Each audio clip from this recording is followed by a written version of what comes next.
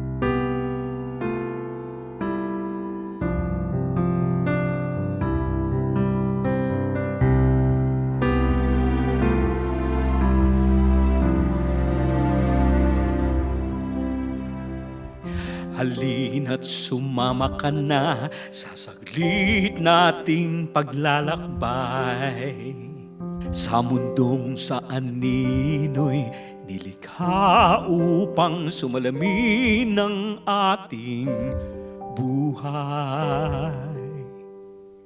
Kahit man lang saglit naghihilom, nagpapalimot, nagpapasaya, nagpapaisip at nagtatanong, bakit, sino at saan ka ba pupunta? Sa loob ng sinihang nababalot ng dilim, ang liwanag na tatagpuan mula sa telon, nagniningning ng mga kwentong bentang-benta.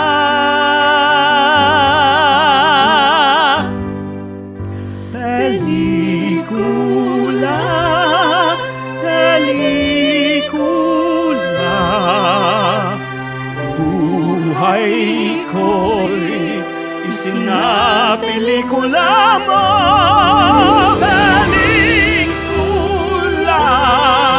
Pelikula, katumbas kakambal ng mundo.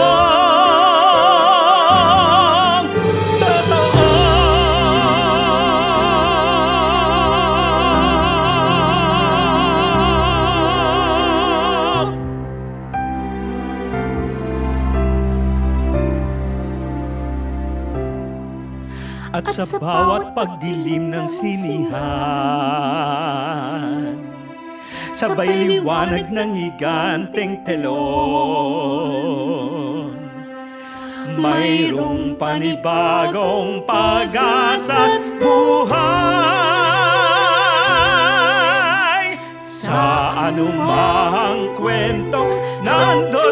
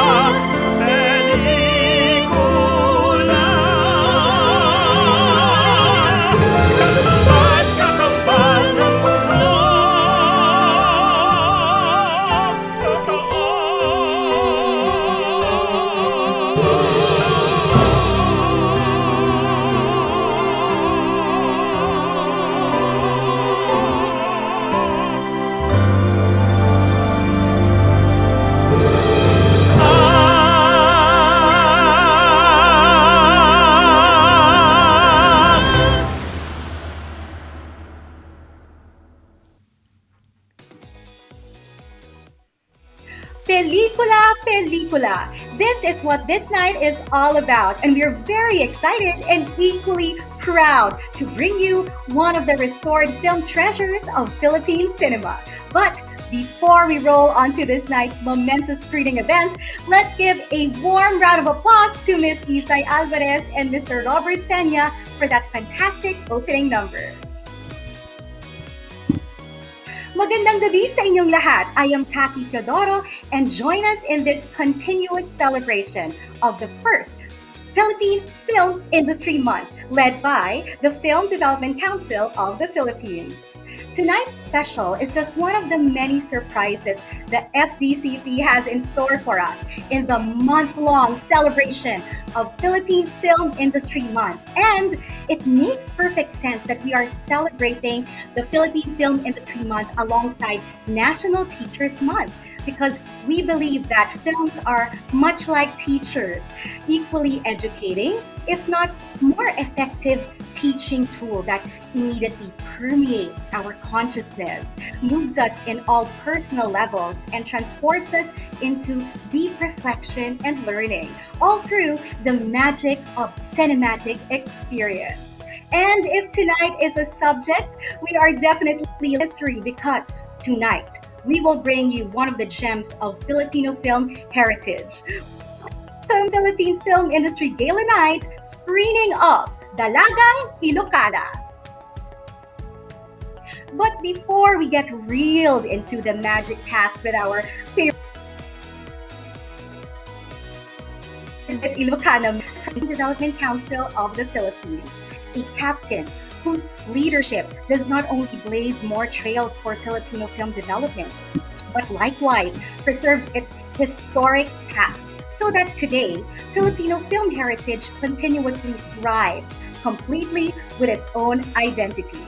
Ladies and gentlemen, let us all welcome Chairperson and CEO of Fdcp, Undersecretary Liza Dino Seguera.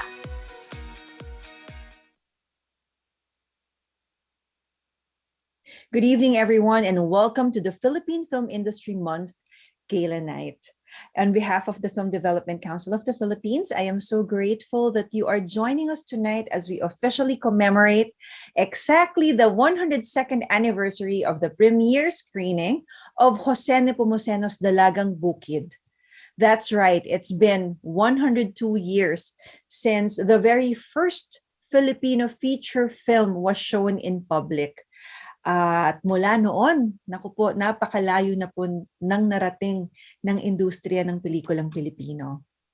And in this first ever official celebration of the Philippine Film Industry Month, we are marking not just our journey, but also looking forward to what's ahead of us. Filipino films have been a staple of our community and country. They reflect our stories. They show us characters that we can relate to, and they hold a mirror to our struggles and losses and our ways of overcoming them. Lagi nating naririnig na napakahuhusay ng mga manlilikhang Pilipino, from our storytellers to filmmakers to producers and artists. Kaya po siguro tumagal ng higit sa 100 taon ang ating sinema. Pero sa maraming mga pagbabagong kinakaharap natin nitong mga nagdaang taon, ano kaya ang kailangan natin panggawin para lubos nating mapagyaman ang industriyang pampelikula? Meron po akong magandang balita sa inyong lahat. Just today, the Philippines has yet again raised its flag at the 78th Venice International Film Festival in Italy as our esteemed multi-awarded Filipino actor John Arcilia is awarded the prestigious Volpi Cup for Best Actor for his prolific portrayal in Eric Mati's On the Job, The Missing Eight, which is part of the main competition of the Venice International Film Festival this year. The film bested 20 other excellent films in the world's oldest existing film festival and one of the top 3 festivals of the world. And as we extend our warm congratulations to John, we feel that the future is bright indeed. Kahit na po nandito po tayo at nararanasan natin itong pandemya, talagang binibigyan po tayo ng isang magandang pangitain sa pwede pang mangyari sa future ng ating cinema. This is another glowing chapter in our cinematic history. And Eric Mati and the film OTJ had raised the bar for Filipino filmmaking when OTJ, Missing Eight, competed alongside the world's best filmmakers with legends like Jane Campion and Pedro Almodovar. Nandun na po tayo. Victories like these are shaping our future and our position as a player in world cinema. Ano po ba ang halaga nito? Bakit kailangan nating bigyang importansya pag nananalo tayo sa ganitong klase mga patimpalak, mga ganitong klaseng contest at competition, festivals? Importanteng malaman po ng lahat ng mga Pilipino, lalo na po ang ating mga kasamahan sa industriya, kung paanong ang mga tagumpay na gaya nito ang maghihikayat sa atin upang patuloy na itaas ang antas at kalidad ng ating mga pelikula. These kinds of wins remind us that we should be globally competitive. Di lamang sa mga festivals, kundi pati na rin sa commercial market sa buong mundo. Maybe it's time to ask ourselves, what do these winning films have that merit this world acclaim? And look closely at how we can learn from this, what we need to keep getting better at it. These winning films should now be our baseline.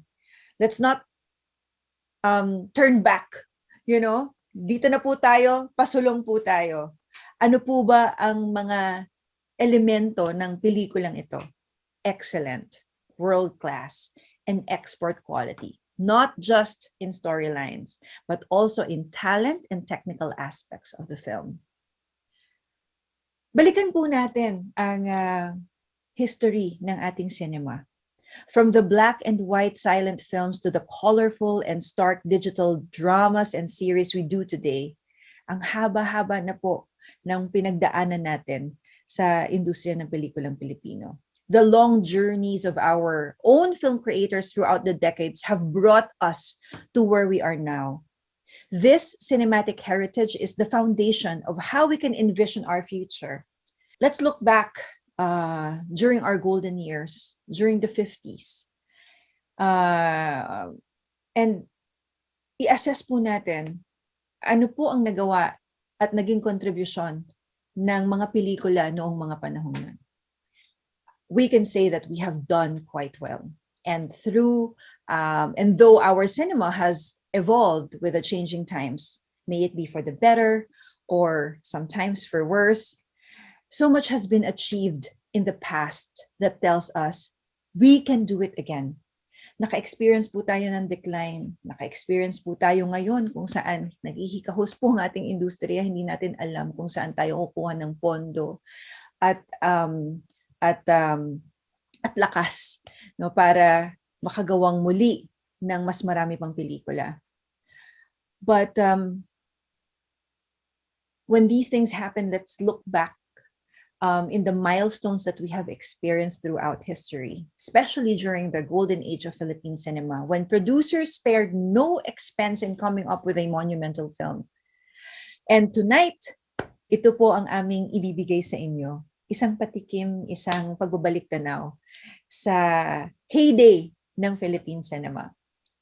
Tonight, we're going to present you with a very important film, Dalagang Ilocana, Olive La Torre's 1954 romantic comedy film featuring the legend Miss Gloria Romero with Rick Rodrigo, Dolphy, and the late Eddie Garcia. Initially digitized through our partnership with the Korean Film Archive and Korean Film Council, this film that won Miss Romero a famous Best Actress Award. Talagang napapanahon dahil we just had a win internationally. Of course, ang i-feature po nating pelikula ay award-winning din. This was restored last year thanks to our partnership with the Central Digital Lab. And tonight, we are all fortunate to see this for the first time here at the Fdcp channel. Kaya po, sana sa pamamagitan ng pelikulang ito, ma-remind tayo at maging excited tayo. At maibalik natin ang fire na meron tayo noon sa paggawa ng mga ganitong klaseng pelikula. To our filmmakers, artists, and workers of today, let us all keep in mind that as we honor our past, we can seize the opportunities in the present and use these to guarantee a bright future for our cinema.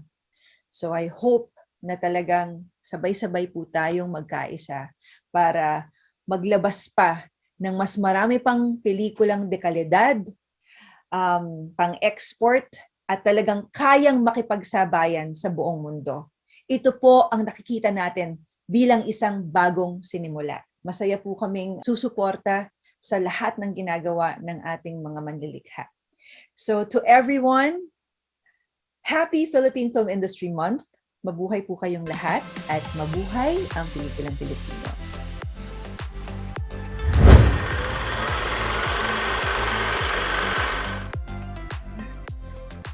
Thank you, Chairperson Liza Dino Sigara. All throughout his years in service as our country's commander-in-chief, he has always been a staunch supporter of the Filipino film industry and its continuous development.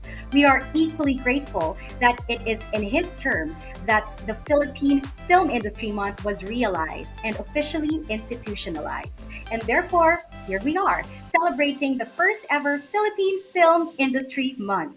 Celebrating with us, let's all listen to President Rodrigo Roa Duterte.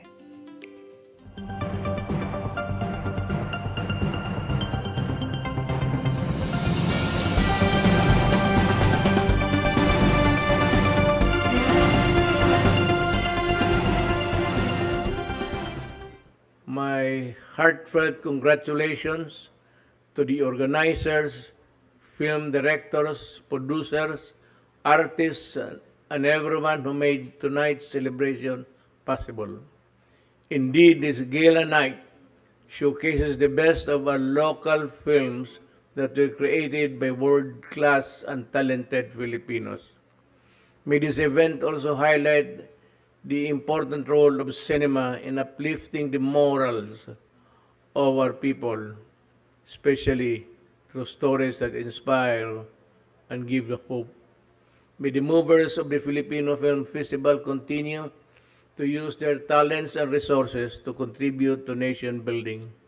Maraming salamat at mabuhay ang pinikulang Pilipino.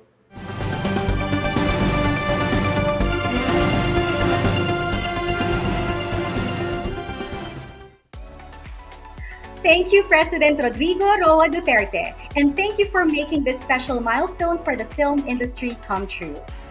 On the same note, the Film Development Council of the Philippines wishes to thank its Board of Trustees and government partners who made the celebration of the first Philippine Film Industry Month possible. Civil Service Commission, Cultural Center of the Philippines, Department of Education, Department of Labor and Employment, Department of Trade and Industry, Dole Occupational Safety and Health Center, Film Academy of the Philippines, Metropolitan Manila Development Authority, National Commission for Culture and the Arts, National Quincentennial Committee, Quincentennial Commemoration in the Philippines. And now, let's hear from one of our partners and our comrades in DTI. Let's all welcome the Undersecretary for the Competitiveness and Innovation Group of the Philippine Department of Trade and Industry. Ladies and gentlemen, Dr. Rafaelita Aldaba. In my youth, I watched films such as Insyang, Maynila sa Kuko ng Liwanag, Minsan May Isang Gamo-Gamo, Sister Stella L., Dear Heart, and many other memorable Filipino films. And so it really pains me to see the film industry's companies and workers suffer due to the pandemic. But through digital technology, I am glad that we could still celebrate Filipino film creations and hold online film festivals such as the Philippine Film Industry Month Gala Night. I would like to thank the Film Development Council of the Philippines, especially Chairperson Liza Dino Segura, and all those who worked hard to make this event possible. I am sure this online cinematic experience is going to be even more enjoyable as we look back on the journey of Philippine cinema and watch Dalagang Ilocana in the comfort of our homes and transcending all geographic borders. Finding a way to celebrate and honor our Filipino heritage is a source of inspiration for us to move forward amid these challenging times. The creative and film industries are one of the important priority sectors of the Department of Trade and Industry. Through fiscal and non-fiscal incentives, marketing and promotion activities, we will continue to support the film industry's recovery and growth. Thank you very much, Undersecretary Aldaba. Historic and truly victorious, this year is indeed a banner year for the Filipino movie industry. In line with the celebration of the Philippine Film Industry Month, let's call on Mr. Don Jervin Arawan to indulge us all in with the heritage-related activities lined up for this month-long celebration. Good evening po sa lahat. Binabati ko po kayong lahat sa ating pagdiriwang ng Philippine Film Industry Month. Ngayon ay selebrasyon ng isang katuparan ng ating minimiting pagkilala sa sining at larangan ng pelikula na siyang sumasalamin sa kultura ng ating mga Pilipino. Ang pagpapahalagang ito ay di lamang pagkakataon para ipagdiwang ang sining ng pelikula, ngunit ito rin ay pagkilala sa pelikula bilang isang industriya. Industriya na kaakibat ng bawat sektor na nagpapalago ng ating ekonomiya. Kami po sa Philippine Film Archive ay lubos na ikinararangal na pangunahan ng ilang mga programa ng Film Development Council of the Philippines.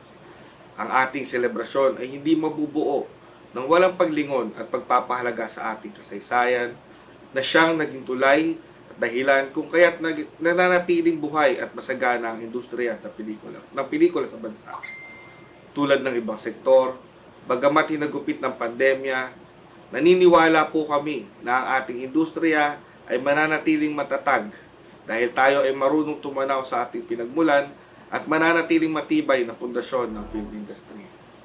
Sa buong buwan po ng September, we will be celebrating the Film Industry Month with a series of film heritage events.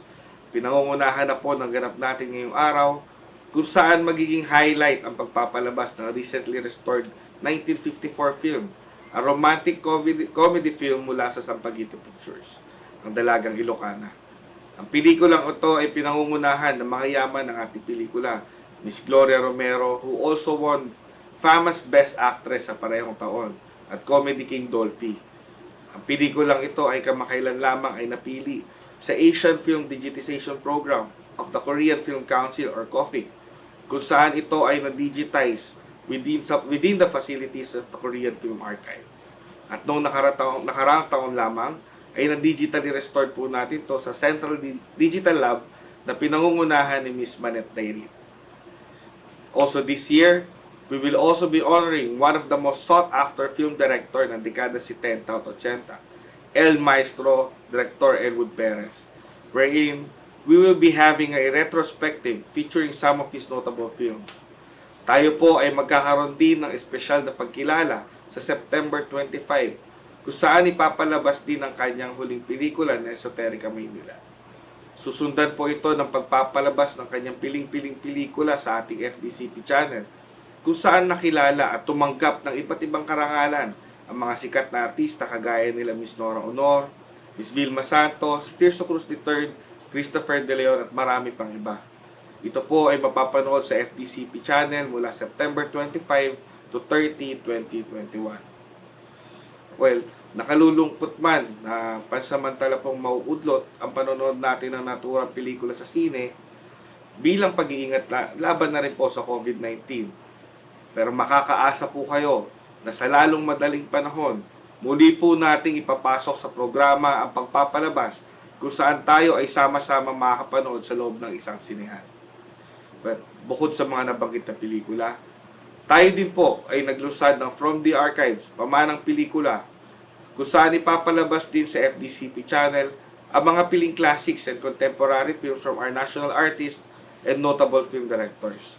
Kagaya po nila Kidlat Tahimik para sa Turumba, Manila by Night by Director Ismael Bernal, at Brutal by Director Marilu Diaz-Abay. Ang Fdcp po ay hindi lang aktibo sa pagpapalabas ng pelikula. Earlier this year, the Fdcp started supporting the publication of several books from notable pillars of the film industry. Tayo po ay magkakaroon ng forum kung saan we will be introducing these 4 significant publications. Unang-una na po, the book entitled Ang Daigdig ng Mga Api, Recreating a Lost Film ni Sir Doy Del Mundo. This book aims to reconstruct national artist Jerry De Leon's 1965 film, Ang Daigdig ng Mga Api, which won the best film po sa kauna-unahang Manila Film Festival noong 1966. Sumunod ay 2 libro galing kay Professor Nick De Ocampo, Unang-una ang Alternative Cinema, The Chronicled History of Philippine Alternative Cinema, at ang 3-volume anthology with the following titles: Philippine Cinema and History, Philippine Cinema and Culture, and Philippine Cinema and Literacy. Each volume is an anthology of essays that Professor De Ocampo has written over the past 30 years. At ang huling-huli po ay isang libro or compilation in partnership with the Southeast Asia Pacific Audiovisual Archive Association or SIPAVA as part of the celebration of their 25th anniversary. Ang title po nito ay Keeping Memories, Cinema and Archiving in Asia Pacific. This initiative is actually supported by SIPAVA, Fdcp, the Vietnam Film Institute or BFI, and Ateneo. Sa librong ito, iba't ibang personalidad po from film scholars, archivists, film artists, academics, media practitioners, historians, and cultural advocates contributes to this landmark publication on the significance of archiving in the context of the cinema that emerged in Asia Pacific. Muli po, kami po ay nagpapasalamat at sama-sama po nating ipagdiwang ang Philippine Film Industry Month. Ngayon ang bagong sinimula. Thank you, Mr. Don Jervin Arawan, and we're all looking forward to this month's festivities. Well, that said, here are the programs that the Film Development Council of the Philippines has in store for all of us in the celebration of the Philippine Film Industry Month.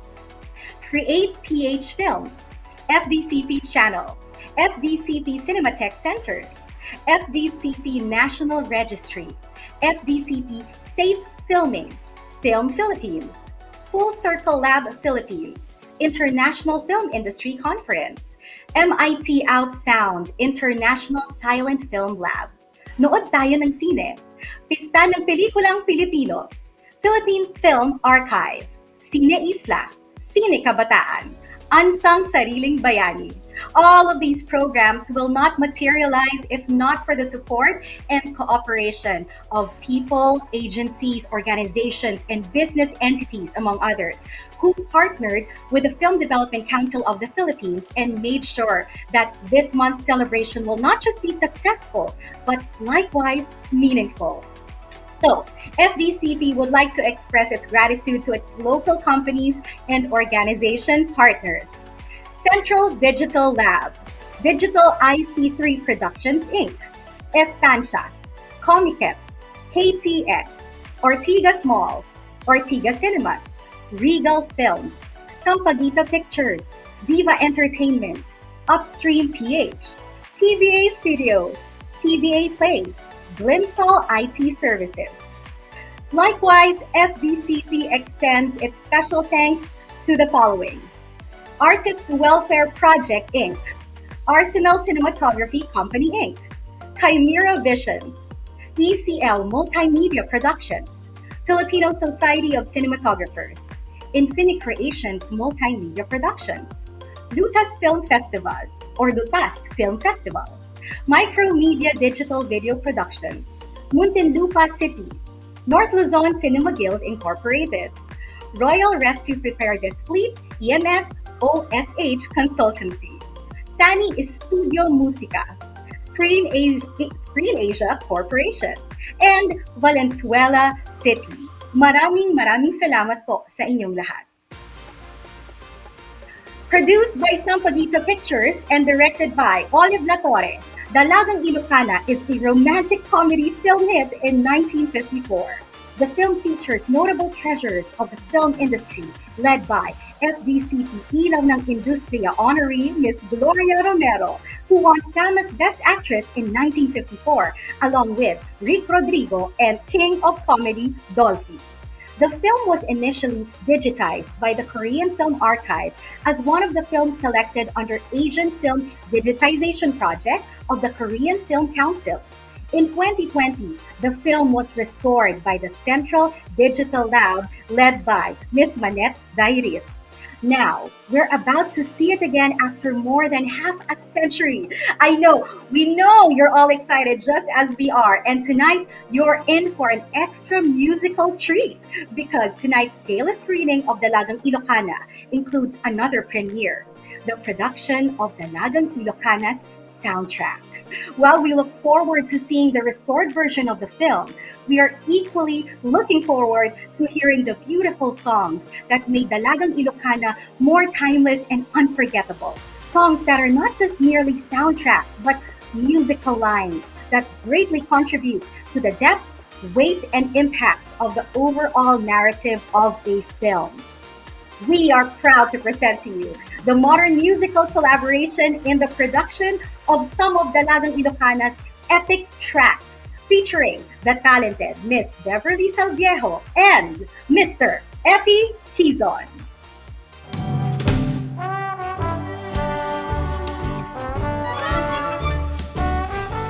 Ang Dalagang Ilocana, kailan may hindi nag-iiba. Kahit na hindi postura, mabait at di hipokrita. Very charming at very loving, and always very, very sweet. Pambihira at may tatangi, saka hindi basta lang nasisilaw sa islap ng salapi. Sa larangan ng pagsuyo ay hindi marunong magbiro. Ang Dalagang Ilocana, mahinhin at may gintong puso. Ngunit daw, huwag kang bastos. Pag kami nagalit, may kurot sampal ang balos.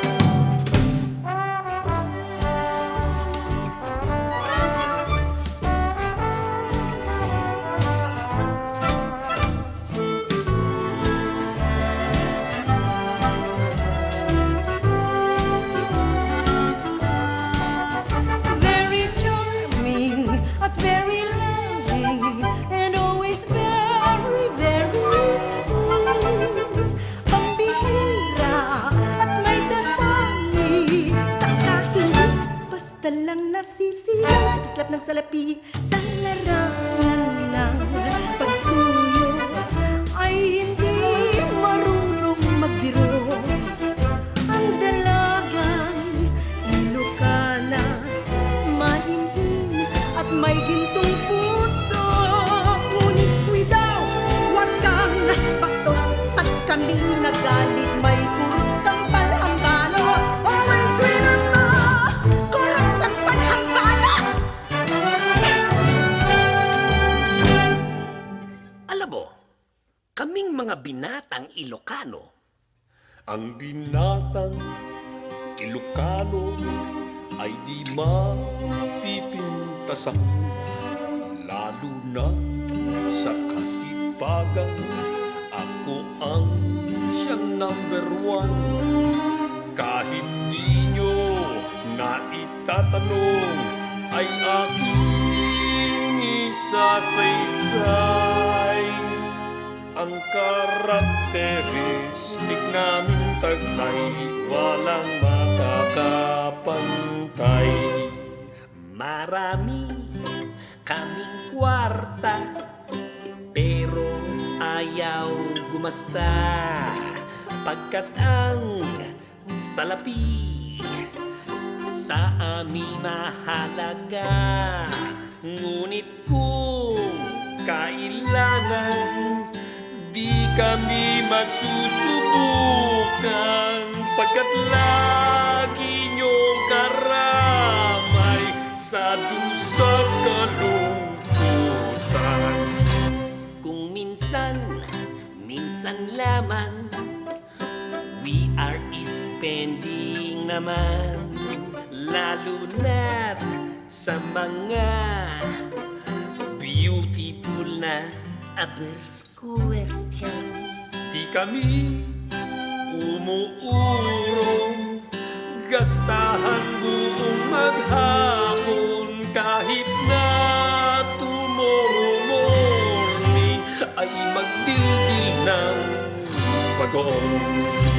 Kahit na tomorrow morning ay magdildil ng bagoong.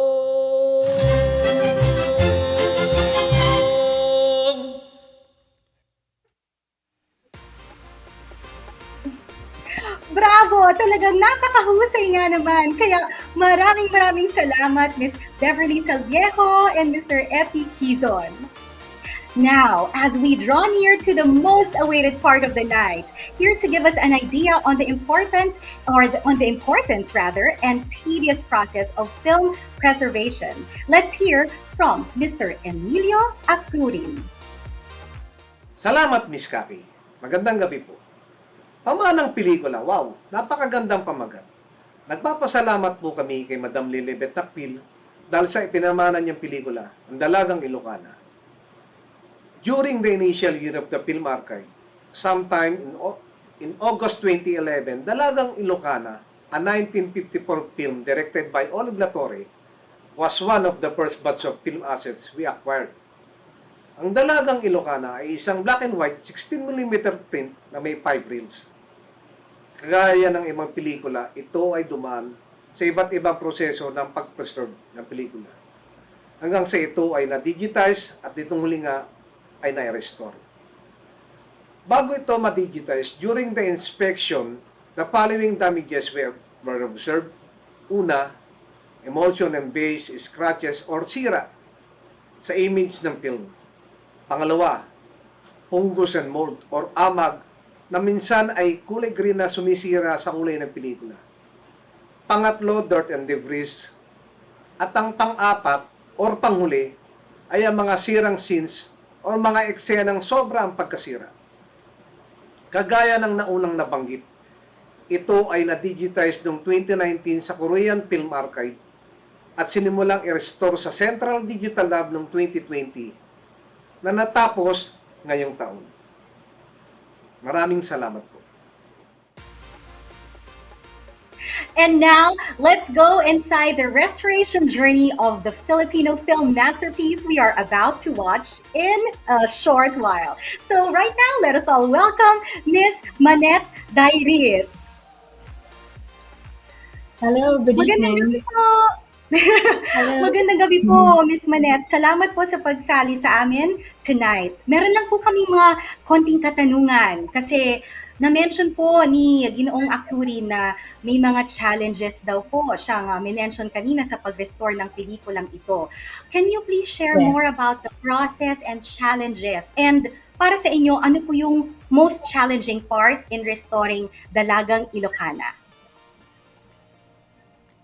Yes. So, as mentioned, no, the print was a 16mm print, that's black and white. It was scanned in Korea. Thank you very much to the Korean Film Archives for doing that. And the Fdcp commissioned us to do the restoration. As you can see here in our before and after of the restoration, a lot of the damages are actually scratches, image instability. There are some film bumps. Some of them had tears, splice marks, missing frames, and flickering. And also, as mentioned, the hardest things to restore is actually like mold. So it was quite a challenge for us to restore the film, but we're very happy with the way it turned out. How long did it take po, Miss Manette, for the restoration? How long was the restoration process po for this film? Right. Yes, for this film, the actual digital restoration took 1,300 hours to do film. Okay. Okay. How many months 1,300 hours. Oh, I'm sorry. I don't remember how many months it was. If I'm not mistaken, it's about like about 5 to 6 months. But that's, because we do that frame by frame, and each frame takes several hours to do if it has a lot of damage, for example. So yeah, it's a lot of hard work out of the restoration artists. Now, I know, yes, it has been quite a challenge, but I'm sure meron po talagang rewards sa pag-restore ng film. Para po sa inyo, ano po yun? It's really very fulfilling for us to restore these classic films like this one. Most of the films that we've been restoring the past 10 years, most of them have been from the 80s and the 90s.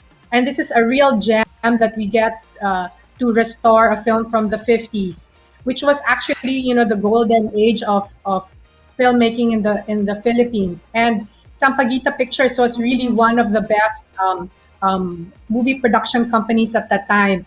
And for me, when I was young in the 80s, I used to watch a lot of the Sampaguita Pictures on TV, and I used to love them. They were very entertaining, and for me, it's been an advocacy to restore these films so that future generations can watch these films. Like, especially now that Dolphy is gone, Eddie Garcia is gone. It's great that the grandchildren of Dolphy can still see this film now. It was great to see Epi there, and not just for the families of the filmmakers and the artists, future filmmakers, to see how films were really made, and it really is so important for us to preserve our film heritage. Thank you very much for sharing all of that. Oy, alam niyo po, mas na-excite akong mapanood itong pelikulang ito dahil wala pa po akong napapanood na film from the 50s. And you mentioned that it's the golden age of Philippine cinema. So really, without your expertise, we wouldn't be able to enjoy these films now in its restored fashion, restored creation, di ba po? Kaya maraming salamat po, Miss Manette Dairit, and thank you for sharing all of the behind the scenes and your entire journey sa pag-restore nitong pelikula. Thank you so much. Muli, maraming salamat po, Miss Manette Dairit and Mr. Emilio Acurin. We are truly looking forward to the restoration and resurrection of more Filipino movies in the near future. And so, alam kong na-excite na tayong lahat. And before we move on to the next highlight of tonight's celebration, the Film Development Council of the Philippines would like to thank its embassy partners, Embassy of France, Goethe Institute Manila, Instituto Cervantes, Japan Foundation, Korean Cultural Center, Philippine Italian Association, and Fdcp's International Film Commission partners, Korean Film Council, National Film Development Corporation, Malaysia, the National Federation of Motion Pictures and Contents Association from Thailand, and Singapore Film Commission. And last but not the least, Fdcp's International Organization partners, Cannes Next of Marché du Film Festival de Cannes, Uberbals Fund of International Film Festival Rotterdam, Netflix, Purin Pictures, CPIC Lab, CPAVA, and Torino Film Lab. Once again, the Film Development Council of the Philippines expresses its gratitude to all of its partners for making the first Philippine Film Industry Month celebration possible and extra special. A few breaths away na lang po and the show is about to start. Now, before you take out your snacks, sit back and relax, here is a simple tribute to the multi-awarded, the legendary, the Dalagang Ilocana herself, Miss Gloria Romero.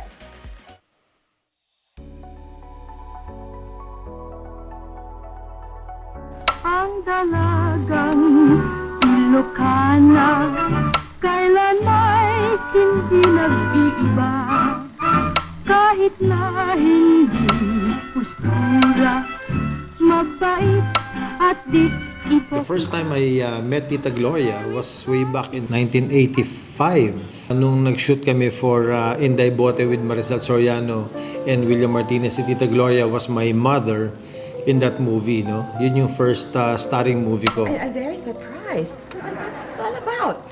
Oh, I met Tita Glo during the parang story conference for Palibhasa Lalaki. I was 17 years old.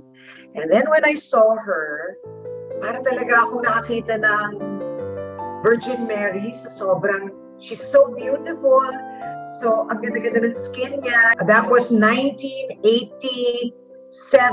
Oo. And then we did Palibhasa for 12 years together. So, every Thursday ng buhay ko for the 12 years, si Mami Minerva yung kasama ko. Iba yung naging relationship namin. Talagang in-embrace ko yung pagtawag ko sa kanya ng Mami at saka talagang Talagang mommy ang tingin namin lahat sa kanya sa set. At ang paglala ay ang melodya.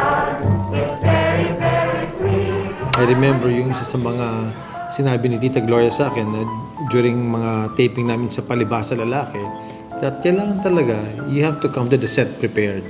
Alam mo na yung linya mo, alam mo yung gagawin mo, alam mo yung costumes mo, dumating ka on time. Lagi niya yung sinasabi na basta Ami, dadating ka lang maaga sa set, alam mo yung mga linya mo, alam mo yung gagawin mo, alam niyo yung trabaho mo, mahal mo yung trabaho mo, and lagi niya yung sinasabi na hindi ka mawawalan ng trabaho kapag ganun yung focus mo at yung pagmamahal mo sa trabaho mo. And sobrang pagmamahal niya sa industriya. I think that is one na talagang saludong-saludo ako kay Tita Glo. She's very professional with her work. She cares about yung mga kasama niya sa trabaho. Masarap siyang kastorya, masarap siyang kakwentuhan. She'll tell you about things na mga experiences niya sa show business, sa trabaho niya. Tita Gloria is such a sweet lady. Shall we go, Billy? Michelle! Oh, these are beautiful. Mommy. Thank you. The one thing that everybody always said about my Lola is she's always professional. She's there early. She's always ready and willing to work hard. There's always pressure to live up to somebody who's so amazing, but it's a good thing to have. It's a good thing to live up to. Okay, when I was growing up, it didn't really occur to me that she was, kind of a superstar. She would go on tapings or shootings in the morning and would come home early evening because she loves what she's doing. Her dream when she was 16 years old in the province, habang naglalaba siya, was, she tells me these stories, right? And she said, pag laki ko, gusto kong maging artista. Imagine fulfilling a dream like that. Nami-miss niya talaga magtrabaho. Pero I keep explaining to her that hindi talaga pwede because of the pandemic, because the virus, and she's very susceptible to the virus because she's already 87. Unconditional love is something that I learned from my Lola. No matter what a person does or who a person becomes, love can transcend a lot of different things. Maybe an overused word, no? Yung unconditional love. But that's my mom. She's always there for you. When she has time, like, she's always there on all the events that I had in my life. She's a caring mother, a caring lola, a loving person. Alam mo, kuminsan, dahil sobra tayong apurado, akala natin, binabaliwala niya tayo. Pero ang totoo, naghihintay lamang siya ng tamang panahon. Maraming salamat.